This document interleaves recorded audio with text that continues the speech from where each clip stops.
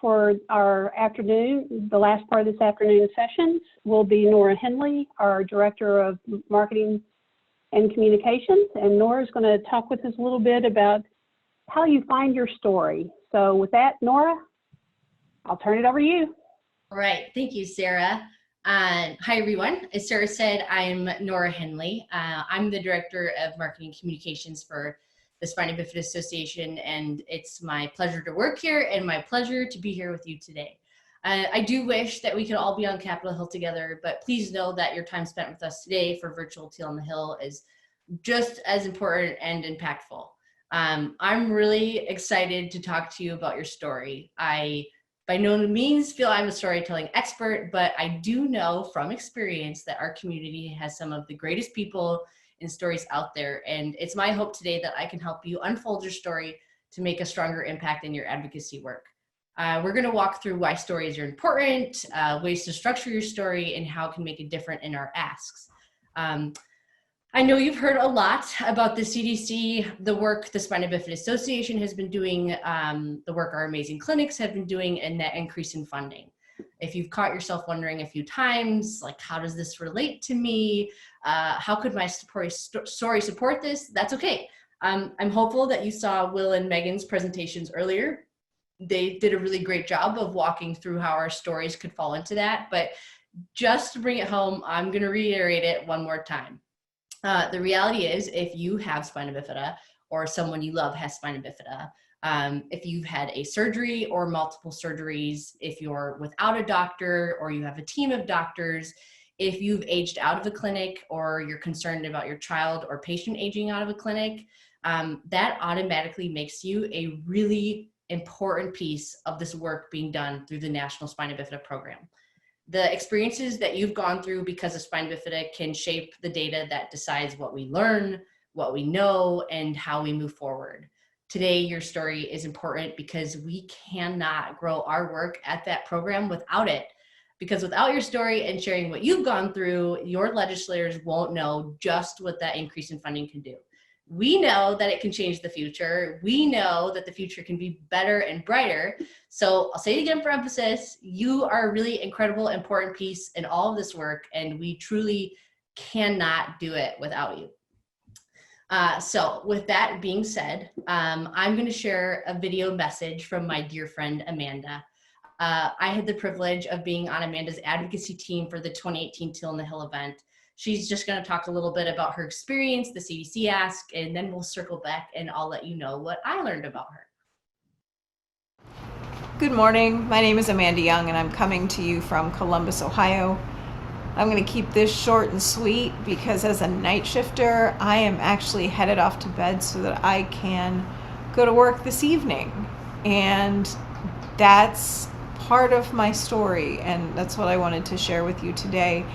And why those asks, the funding for CDC research and investigation, and what those impacts have on my world directly. Because of that research, because of that funding, for the first time since I was in a pediatric clinic, I was actually able to put together a medical team that knows what neurogenic bladder is and how to treat it, that knows what a shunt malfunction looks like, and we can keep ahead of that so that I can work full time, that I can enjoy the things that I do, like kayaking, jumping out of perfectly good airplanes, camping, meeting new people across the world and across the country. And begrudgingly, yes, paying taxes, because that means that I work, and that means that I'm healthy enough to do so, and I will never take that for granted. And I am excited to share that with the generations that come after me, whether it's families, whether it's young adults, whether it's adults, because when we all thrive, we make the lives of those that come behind us better. And we get to see them thriving and doing so much more than even we know about right now. And I'm so excited to be a part of that. I look forward to seeing you guys next year at Teal on the Hill. because I can tell you right now, there is nothing like sitting in front of the Capitol with justice over over your shoulder, knowing that you have a seat at the table and knowing that you make a difference, and that those asks, even though they're tough, directly impact you and the people that will come behind you. And that is what kind of keeps me going. Have a great day. We'll see you soon. See you next year at Teal on the Hill in Washington. Bye. Thanks for that, Amanda. As you can see, one thing I've learned about her, and I'm sure you just did too, is her passion for shoes, which she decided to film in front of, which is one thing I love about her. In my time with her, I learned a lot about her, and we spent a full day together on the Hill, which apparently is a good time to learn a lot about the people in our community. Seeing how her story could support the importance of advocacy was a really incredibly and empowering thing to witness. On the Hill, she was always composed and ready for a fight. She was in a bright teal wheelchair, and she'd wheel it into a small Capitol Hill office, and without fail, jaws would drop when she would tell them, 1, that she's traveled all over the world, 2, she loves skydiving, 3, she has personally assembled a team of doctors that she has had to hunt down and coordinate the care between all of them herself, and 4, this is the hard one, she once had to take an emergency medical flight and was forced to pay every penny of that flight and the care after it out of pocket. I think every staffer we met with got a little bit of a shiver when they heard that. She walked them through who she was, what she's experienced, and that's all it took. It was powerful. They got to know her, and by the end of that meeting, she was someone they were connected to. Her experiences related to spina bifida or not paint a picture of who she is, and that picture is what sticks in the mind of the people who represent her. The next time they hear spina bifida, they'll think of Amanda, who she is, what she's done, what she's gone through. And with all of that, they'll remember that it's their job to represent her, to try to ensure that if they can help it, she doesn't have to face some of those tough and unfair parts of her life again. And hopefully, after you reach out to your members of Congress, you'll have the same relationship. They'll be thinking of you.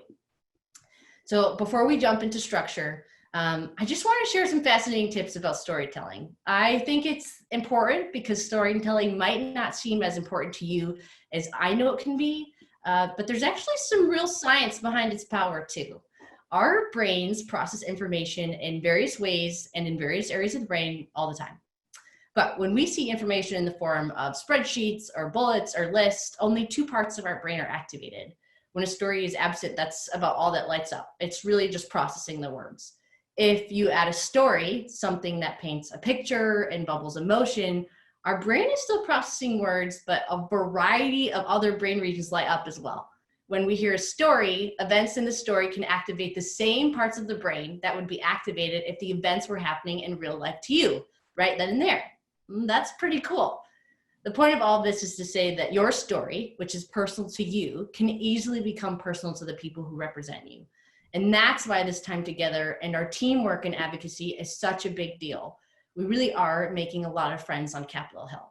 I love this photo that you're looking at on the screen. This is from our 2018 Teal on the Hill. Megan, who spoke earlier and spoke about her daughter, Carly, this is her daughter, Carly. Carly actually sat down in her representative's chair and kicked her feet up on the desk. And it was a really beautiful moment because I think it serves as a good reminder that the people that we're connecting to are also humans. They also have children, cousins, relatives, friends, and they're in that role for a reason. They want to represent you. So as I get into the 3 important things to help you share your story, I really want you to think about how you're planning on sharing your story this week. Since we can't meet in person, the ideal way would to be to send a video. We're all pretty digital now anyway. If you can't do it, that's all right. An email or a letter is also just fine. Maybe see if you can send some photos with your letter so they have a visual for who you are. If you have a call scheduled with a staffer in those meetings tomorrow, I suggest sending a photo beforehand. I think it will make a big difference for them to have those photos and maybe even your written story to reference as they're talking to you and getting to know you. If not, I still recommend sending photos. It can make a big difference for those strangers we're reaching out to and trying to make our friends. So let's dive in. Let's take a deeper look at the structure that might help you tell your story. These three components are research-proven aspects that make a story persuasive and powerful. The three components are transport, relatability, and empowerment. Transport is really what it sounds like. If we were telling storybooks or writing storybooks, it's probably something familiar from what your grade school days were like. I'd say that we should be writing about the world or place that we want to transport our readers to. That's what transport is all about. Even in an audiovisual form, taking your audience along with you, engaging them so that they are right there with you as you're unfolding your story for them, that's it. That's all it is. It can be challenging. There's no one way to make sure every story can transport our listener or reader. But the big thing to mastering transport is to follow the basic rules of a narrative. That is, the story can have a beginning, a middle, and an end. If you have these built into your story, there's a much better chance you'll be able to transport your listener or reader, because there's a bit of a course for them to follow along. It's really up to you to decide where you start your story. We're all different. You could start it from a hospital room 20 years ago, maybe when you got your spina bifida diagnosis as a parent. You could start it from a child when you were first going to school for the first time, or you could start it from a month ago. That part's probably the most personal start, and that's really up to you. The really important factor in transporting is the middle, which is, I think, where the conflict lays. And it's one of my favorite parts. That might sound strange, but bear with me. If we don't have conflict, something that hasn't been hard, challenging, or is maybe the really important piece of transition in our life in some way, then in this situation, what are we asking our members of Congress to help us resolve? We're fighting for something. We're trying to get something across. So we kind of need that conflict to put that emphasis there. To try to explain this better, I'm going to tell you a story that's really stuck with me. For privacy reasons, I've changed the name of this individual and some key factors, but I think you'll get the point. Julie is a 52-year-old. She's an adult living with spina bifida, and she lives just outside of Madison, Wisconsin, the same city where she was born and raised. She has a really bright polka dot cane, and she looks just as Scandinavian as the Midwestern roots that she was born into. She has two beautiful teenage daughters who are spitting images of her. She teaches second grade at an elementary school that she's been at for 10 years, and her students love her. We also know that she hasn't slept more than 4 hours straight in over 2 years. Upon meeting Julia, it was really clear that she was experiencing more than just chronic pain. She started to have vision problems, headaches, and would often wake up feeling like she was choking or her jaw was locked. She began to sleep sitting up every night, hoping that it would alleviate the pain and, quite honestly, the fear. Outside of her primary care doctor, Julia hadn't seen a specialty doctor in over 7 years. Not because she didn't want to, but because she was continually turned away. Julia is one of over 85,000 adults with spina bifida in the United States. We know that a significant portion of these folks, like Julia, have difficulty finding a healthcare provider to treat anything related to spina bifida. Physicians with the knowledge to not only treat, but consult adults living with spina bifida are hard to find and sometimes difficult to access. Because of what we know from the National Spina Bifida Program, and the relationships with the clinics and physicians we've established, we were able to find a neurosurgeon to see Julia. And that doctor performed a common yet very vital surgery that she needed to live pain-free and to finally sleep normally again. I believe that Julia shouldn't have to wait in pain to be treated by an expert. Even with the information that we've gained from the program, it's not enough. You see, the neurosurgeon who operated on Julia, she was a pediatric neurosurgeon. Julia, a 52-year-old, shouldn't have to be tossed around until she could have a pediatric neurosurgeon agree to treat and operate on her. None of the adults in our community should. We need that increase in funding. We need it for the CDC because it can save lives. We need that funding so that adults with spina bifida aren't forced to go to the ER or feel that they need to turn over every rock to find one physician to see them and address a basic need. If Julia had been treated earlier, she might not have lost her job. She might have been able to go to more of her daughter's softball games, and she definitely would have gotten more sleep. We need the support of our legislators, and the CDC needs an increase in funding, or else we might have stories like Julia's with a lot harder of an ending. Sometimes, like Amanda said, these asks can be tough. They can be tough because of what we're addressing.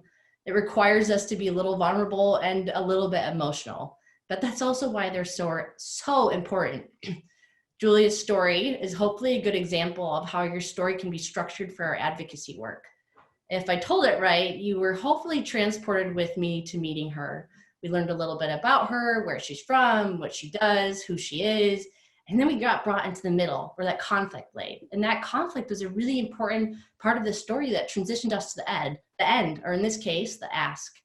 Her conflict was that struggle she had with her pain, the uncertainty, and the troubles of finding a knowledgeable medical professional. Although her conflict did have a resolution, it's not the end of our story. It's our job to let people know that even if we have one win, that doesn't mean that the problem was answered. So much more needs to be done and can be done. And that's where our asks come in. That takes me to relatability. This is probably my favorite story component, and it's a big one. A good story may take us to a moment in time or a phase of your life, but it also needs to make us feel something. You might have felt something as I was sharing Julia's story. Why did you feel something? Could you relate to her? Did you empathize with her? If you did, that's good. If you want a story to stick, it needs to resonate emotionally with who you're telling it to. This can be done through relation or empathy.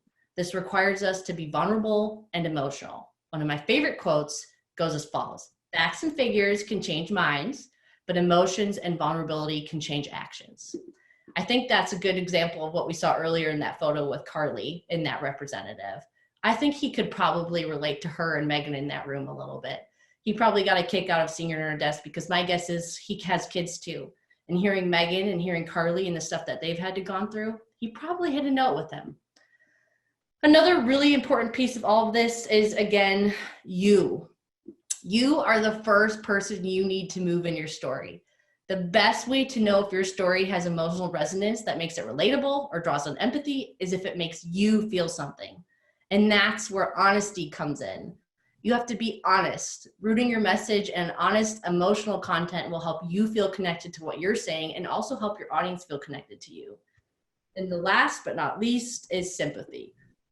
Sympathy creates distance. It causes the person to feel pity and sorrow, and we want empathy. It's relatable, something that can make them happy with us, joyous with us, or sad with us in those times that we're also sad.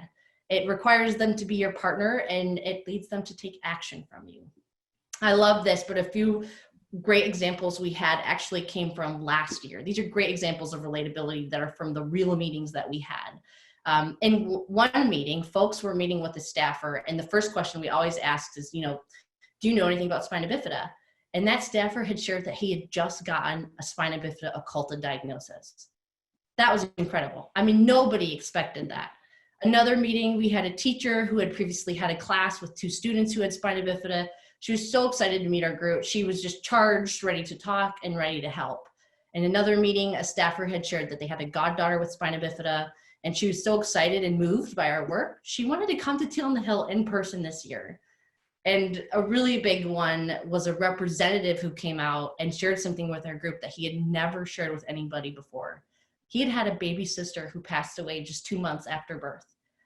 These were the first people he had told that to. It was an incredible moment of connection and relatability.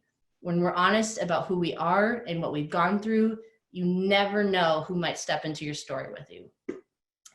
That takes me to the last component, which is empowerment. This is the part where your story comes together for the very reason we are here today. Empowerment is what inspires action after you've transported the reader. They'll have found a way to relate to you as you've unfolded your story in front of them. And now we're taking those 2 components and we're asking them to act on it. Why are you telling your story? If your audience was left with one message, what would it be? How has your story encouraged your legislators to want to support an increase in funding for the National Spina Bifida program? Like I said earlier, if you have spina bifida or someone you love has spina bifida or you have a patient with spina bifida, you're automatically a really important piece of the National Spina Bifida program. And so is your story. If you just ask yourself, what do you want to advocate for? What motivates you to seek change? Your story will unfold right in front of you. I would be willing to guarantee that when you share it and you've transported your legislators to your shoes and they've related to you and empathized with you, they're going to be ready to help. I'm going to end my time here today by sharing a video of someone who really made a wave on Capitol Hill last year with her story. You might have seen this video before, but even if you have, I really want you to listen to how she's sharing her story, how she structured it, and how it all plays into the asks. And then watch the final pieces and really look to see how the legislators she's talking to have responded. It's pretty incredible.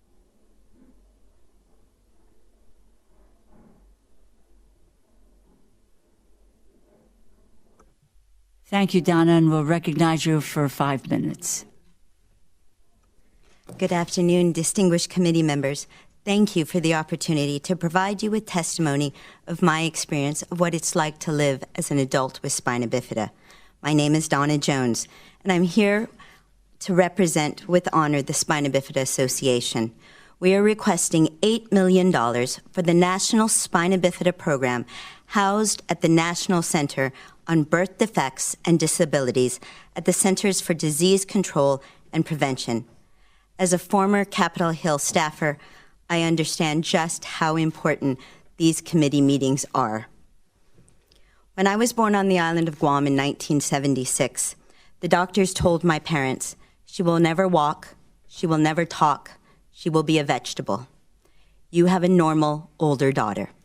You need to commit this one to an institution, put all of your focus on the older daughter, and just walk away from this one."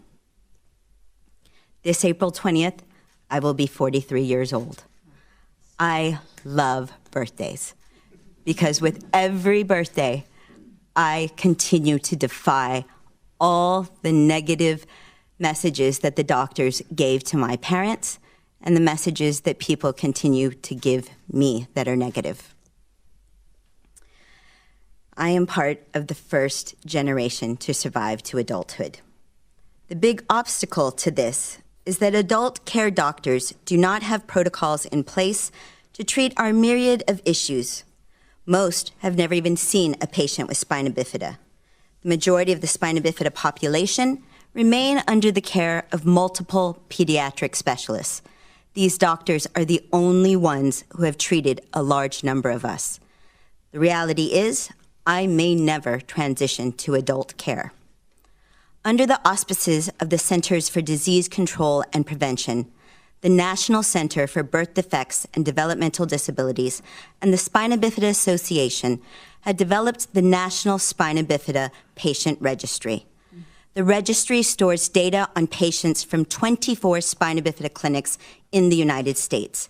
Its primary purpose is to collect information on health issues patients are experiencing, the treatments we've received, and will ultimately be studied to determine the effectiveness of the treatment. My medical information is part of the registry. My doctors at Duke University run a stellar program for treating patients with spina bifida, and I hope my medical history will help develop sound medical treatments so people with spina bifida can live longer, healthier lives. Even though I live in California, I travel to Duke University Pediatric Spina Bifida Clinic to receive care, and I am very lucky that I can afford that care. I don't live in fear of my spina bifida, but as I age, I do worry about my urologic issues. The majority of people with spina bifida are incontinent of both bowel and bladder, and I do my best to keep my bladder and kidneys healthy. I drink a lot of water, I catheterize myself on a regular basis, and I make sure to have yearly checkups with my urologist. But I have had more bladder infections than I can count, and some have sent me to the hospital. Now, the medicines I take to control my bladder spasms are no longer working, and this leaves me vulnerable to bladder infections. I have had multiple friends who have developed a bladder infection that have spread to their shunts, and they have died as a result. I've also had friends who died very quickly from kidney failure. Typical of my fellow spina bifida community members, kidney failure is my greatest fear. Like 80% of people with myelomeningocele, which is the most common and most severe type of spina bifida, I have a pump called shunt installed in my head that drains spinal fluid off of my brain. My shunt is my second heart. I cannot live without it because it drains excess fluid off my brain, which is called hydrocephalus. Hydrocephalus is incredibly dangerous. It can lead to irreparable brain damage or death if not treated. And unfortunately, there is nothing that I can do to keep my shunt functioning. If it does malfunction, I have to have brain surgery, and basically I'm at its mercy. Brain surgery requires a long and very painful recovery. But I count myself very lucky that I have only had 14 shunt revisions throughout my life. I have friends younger than I who have endured 50 shunt revisions. But as a result of many shunt revisions, I have developed seizures caused by scarring on the brain. I take very powerful anti-seizure medicines to keep them under control, and I'm happy to say this medicine is working very well. I know I'm running out of time. I've read too slowly, but let me just say this. Go ahead. Take your time. I know I've painted a very bleak picture. I can see it in your faces, but I love my life. I'm very proud of who I am as a woman with spina bifida.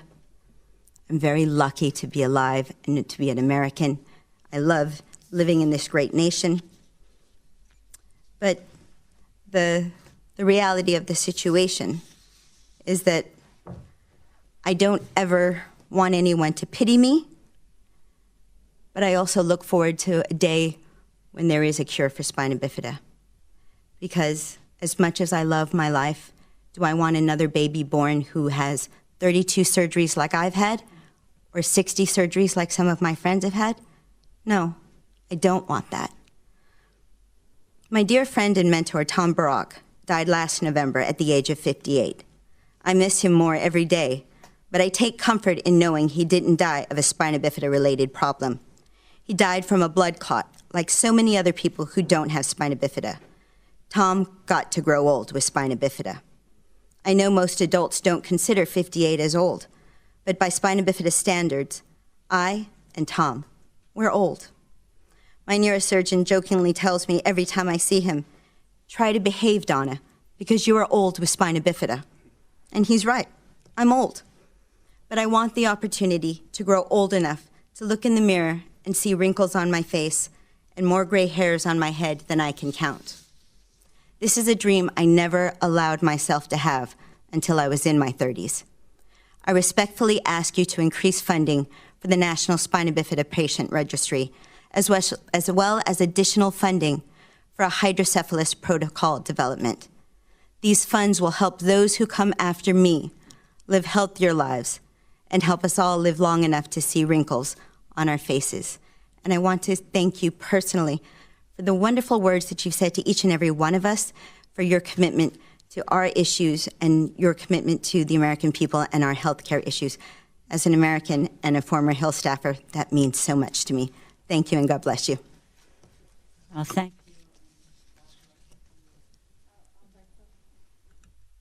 you. Thank you for shining a light on an area that we have not heard. I'll speak personally, that we've not heard very much about, and the work that may be being done or not being done in this area. One of the things that we are going to do with this subcommittee is to bring up the remainder of all the institutes who deal with other chronic illnesses besides cancer and besides diabetes and AIDS, etc., but to take a look across the board at what else and what are the areas in which we are, I'll say this way, falling short in terms of being able to provide dollars for research and the kinds of requests that you are making. And it is a powerful testimony, and you have no idea. Don't take the look on our faces is not one of pity, but one of inspiration. Inspiration for what you have gone through. Others would walk off the field. Adios, I'm not there, but you are there. And so much of what you say here today gives us the impetus to fight on your behalf as well as for others, and not see another child born or another child who may be born have the kinds of opportunities that may not be here today. So for you, thank you, and God bless you. Thank you. Congresswoman Lee. Let me first say, not only are you an eloquent spokesperson, but you're a powerful educator. And I just want to say, I associate myself with our chair's remarks, but I listened very closely to what you said. And just know, being such a powerful educator as you are, this committee has learned a lot today because of you, and will move forward in looking at what we can do to act upon your recommendations. So just thank you very much for being, and happy birthday again to you. Isn't that just really incredible? I get chills every time I watch that recording, and we'll share it in the Facebook group or the Facebook event. So please feel free to watch it again. I think we can all learn and identify with Donna, because a big thing is that you have that same power to be an educator that Donna does. The chairman's remarks, you know, when she says literally, we don't pity you. She didn't seek sympathy. Donna wasn't seeking sympathy. Her empathy inspired them to want to take action. And you all have the exact power to do that. You really do. Whether you send a video, a letter, the big thing is you can go on your social media channels. You can send an email to your friends and families. You have no idea who needs to hear your story this week. And regardless of what you've been through or who you are, have something to say. So I encourage you all, share your stories with each other this week. Put them in the Facebook event in whatever way you want. We can give each other feedback. We can work together. Maybe yours is already perfect and ready to rock. Whatever it is, I want to hear it. And I know everybody else does too. So thank you guys so much for your time. And I really, really, really hope to see all of you in person at Teal on the Hill next year.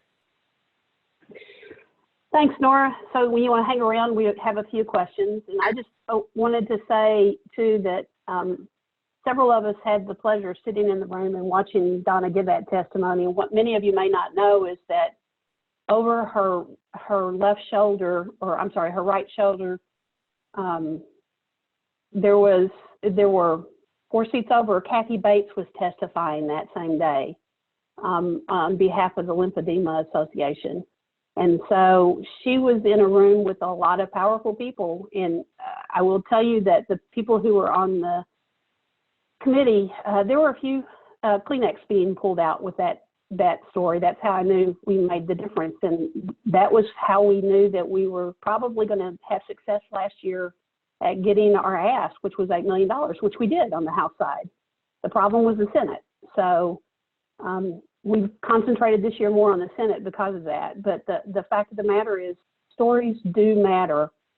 They really do. And we have great stories to tell. We have stories that are full of emotion and power and the ability to overcome obstacles and people facing things they shouldn't have to, and all the challenges that you can muster.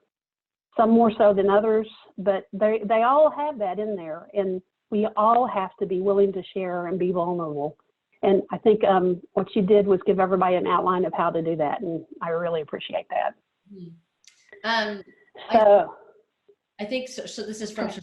I'm guessing this is Heidi, your mom's, but this is a great question. Last year, we had a few teenagers who were on the Hill with us, and Shoshana is actually working with us right now on seeing how we can engage teens and young adults to be a stronger part of advocacy, because, you know, as they always say, children are the future.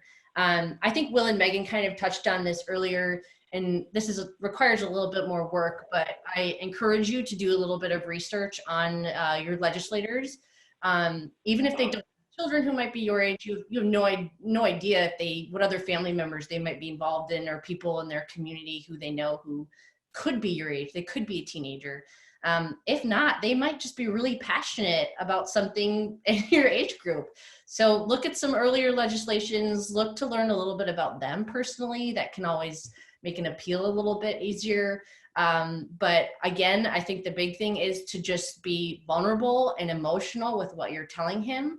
I do see your point that, like, sometimes it might make sense to be a little bit more factual, but also remember that our legislators are used to getting facts and figures all day, every day. So an emotional appeal and an emotional story is going to stick out much more to them than a factual approach, even if they're 92 years old and this is what they're used to. Well, and keep in mind too that, you know, even though we're probably meeting with a staffer, we're not meeting with a member of Congress more than likely. And so you're not going to be meeting with somebody who's much older. You'll be meeting with somebody who might be a lot closer to your age than you realize, because Hill staffers tend to be. And, you know, the best thing, we have information to leave behind on the facts and the figures and all that. This is the time that you have to really make Spina Bifida personal to them. And you do that by sharing your story. And so, you know, and you as a 15-year-old or a 14-year-old or a 16-year-old or a future voter, they want to hear what you had to say, because you can be somebody that they might depend on in the future to get reelected. And so they're going to listen to you regardless of your age. So just keep that in mind as well too. We will be, like has mentioned before, everyone's mentioned before, we will be sharing slides on the website later today. So if you missed a slide or you want to see like the questions or points on a slide, you can view those later. I do encourage you to look at the empowerment slide again and look at the questions that I kind of outlined. If you're having a hard time, maybe even like starting your story, kind of think about what I said earlier, which is really just, why are you telling your story? And if you had one message to leave with your audience, what would it be? Sometimes it's easier to start at the end than it is to start at the beginning. So again, you'll be able to find all of those. This is a good question. Some of you are probably thinking like, how can I share my story? You know, obviously we've talked a lot about OneClick, and Nick from OneClick's about to come on and talk a little bit about the tool and how to use it. There is an option to upload a video in that OneClick tool. So if you're sending an email and you want to add an attachment, you can do that. If you would rather send it by like direct email, you can certainly do that.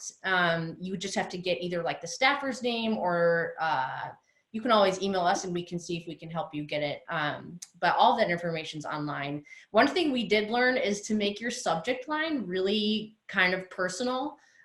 They're really used to getting like standard subject lines, their inbox like by the hundreds every day. So if you put, you know, maybe something really personal to you, or where maybe your representative is from, it might stand out a little bit more and show up, and they'll actually read it. Donna's video I will put in the Facebook event, and I'm sure we can link it on our website too for those of you that don't have Facebook.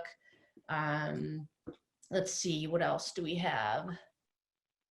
The Leave Behind packet is available on the website. You can absolutely reference that for your phone calls, or even if you want to reference it to put some stuff into your story. I highly recommend doing that. This is a great question. The timing of sending your story. This is true because a lot is going on with COVID right now, but actually I recommend sending it sooner rather than later, because if we have a lot of people emailing about Spina Bifida in one day, that's actually a lot more impactful than like, you know, 20 people emailing this week, 20 people emailing next week, and so on and so forth. The idea is to kind of mimic that we would all be in person together this week. So if you can send your story today or tomorrow, I absolutely ask that you do so. And if not, you know, COVID has had to stop a lot of us and a lot of our normal routines. Don't let it stop our advocacy work. Let's just keep going. And I say you send it, and send it whenever you can. So, and to go back to that too, appropriations is still planning to move forward in its typical fashion. So now is the time. Don't wait. Even though there is a lot of emphasis on COVID-19, they're still working on an appropriations bill that will go before the House and the Senate. That work continues. We want Spina Bifida to be represented in it. So if we don't stand up now, we won't be. So now is the time. Okay, maybe one more. One more. Oh, Marquita. Yes, Marquita, you are able to do whatever you're comfortable with in terms of how you contact your members of Congress. If you want to send an email, a video, and call, you can absolutely do that. If you're a person who just wants to call, you can do that. If you just want to send a video, you can do that. The beautiful thing about advocacy is you're really allowed to be as involved in whichever way you want and to whatever degree you want. We'll never pressure you to do one over the other or, you know, ask you to do something you're not comfortable with. The very fact that you're advocating today means a lot to us and is definitely enough for us. So we just thank you all for being here and doing that. I think that's pretty much maybe it. Yeah. I think that wraps it up. Yeah. So thank you all so much. And please, again, please share your stories with us. It's a really big deal for us at the national office to know who we are, who we're representing. And as much as we try to be involved and know each of you, your stories are also a great way for us to learn more about you and how we can help you and be a better service to you and your family and everything that you have going on. And as my friend Amanda said earlier, the future, because we really are trying to make a better and brighter future. So I'd love to see them. Feel free to email me if you have any questions at all. It will be on the website. And I look forward to chatting with all of you and seeing you next year. Thanks so much, Nora.